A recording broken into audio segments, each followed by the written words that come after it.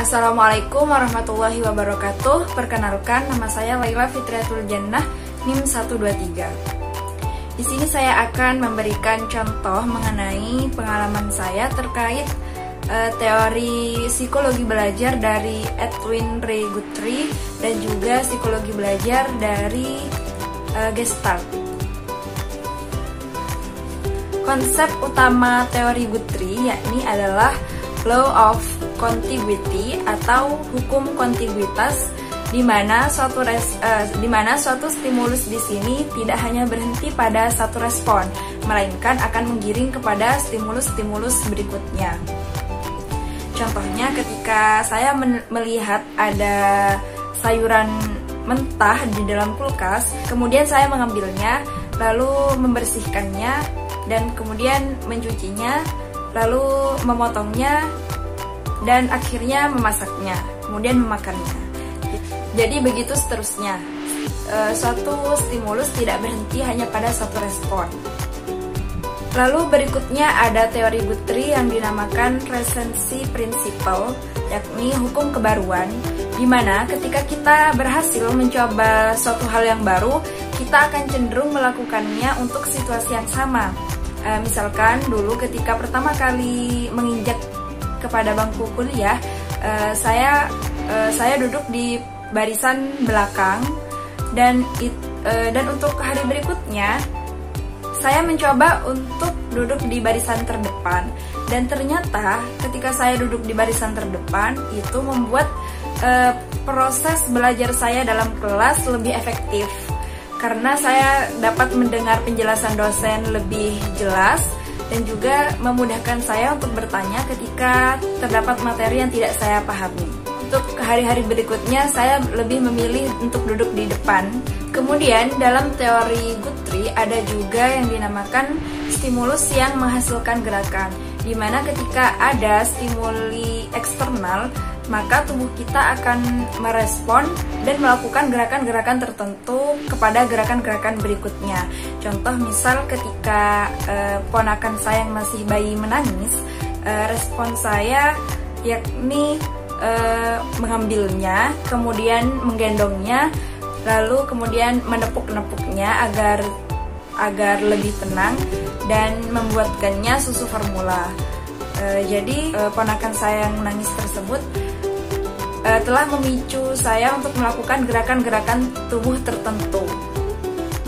Kemudian dalam teori Guthrie ada juga sifat penguatan, di mana penguatan di sini bukanlah reward atau semacamnya, melainkan tujuan yang menggiring kita kepada suatu keberhasilan tertentu.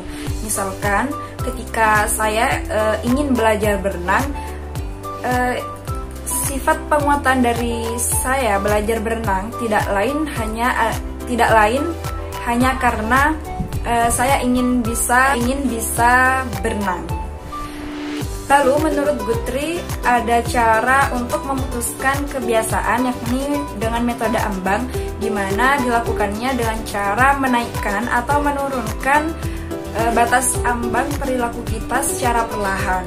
Misalkan ketika saya ingin memutus kebiasaan malas sholat duha, saya melakukannya dengan menaikkan jumlah rakaatnya secara perlahan, mulai dari 2 rakaat, kemudian lanjut, begitu seterusnya.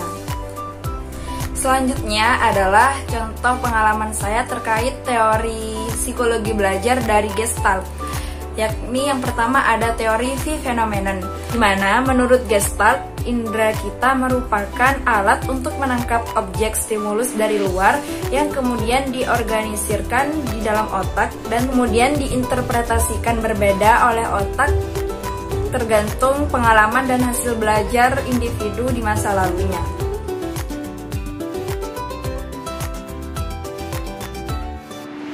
Lalu ada juga teori medan, yakni di mana hasil belajar kita terorganisir. Semakin kita mengenal suatu hasil belajar, maka kita akan semakin mengetahui hal tersebut, dan hal tersebut akan memiliki makna yang lebih dalam diri kita. Misalkan ketika saya menyukai artis K-pop atau semua yang berbau K-pop, sedangkan teman saya tidak. Hal itu karena seringnya saya menonton drama Korea atau menonton acara televisi Korea atau menonton idola-idola K-pop Korea lainnya, sedangkan teman saya tidak. Kemudian dalam teori Gestalt ada juga yang dinamakan memory trace, yakni jejak ingatan. Ketika kita mempelajari suatu hal dengan sadar, kemudian hasil belajar tersebut akan tersimpan dalam otak secara otomatis.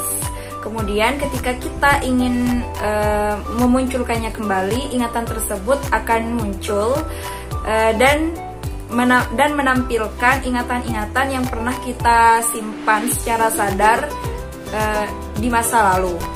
Misalkan ketika saya mempelajari nada sebuah lagu, kemudian teman saya menanyakan tentang nada lagu tersebut.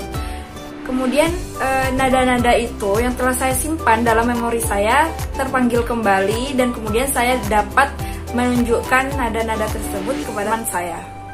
Nah, itu semua adalah contoh dari pengalaman saya terkait review teori dari psikologi belajar dari Edwin Ray Guthrie dan juga psikologi belajar dari Gestalt. Kurang lebihnya, terima kasih. Wassalamualaikum warahmatullahi wabarakatuh.